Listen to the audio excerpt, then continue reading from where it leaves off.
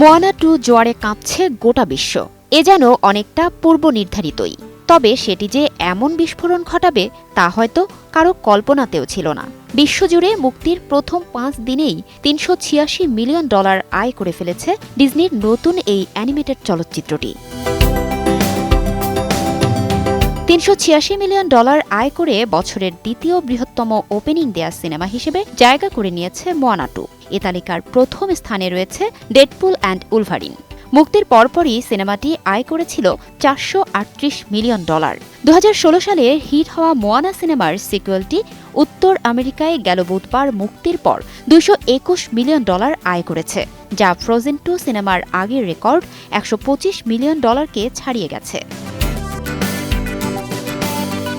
Moana 2 ছবিটি পরিচালনা করেছেন ডান হালস্টেড। সিনেমায় মোয়ানা এবং তার বন্ধু মাউই একটি নতুন অ্যাডভেঞ্চারে বের হয়। তারা মহাসাগরের গভীরে একটি লুকানো দ্বীপ খুঁজে বের করে, একটি পুরনো অভিশাপ ভেঙে দিতে যাত্রা করে। ছবির মধ্যে আছে বন্ধুত্ব, সাহস এবং প্রকৃতির প্রতি ভালোবাসার বার্তা।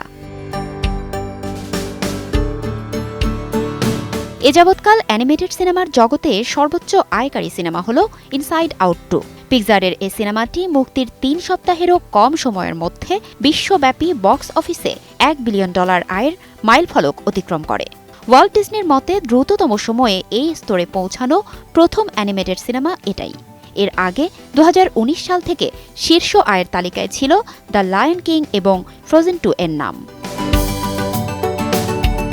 তবে ২০২৪ সালে সর্বোচ্চ আয় করা সিনেমার তালিকায় শীর্ষস্থান দখল করেছে ইনসাইড আউট 2।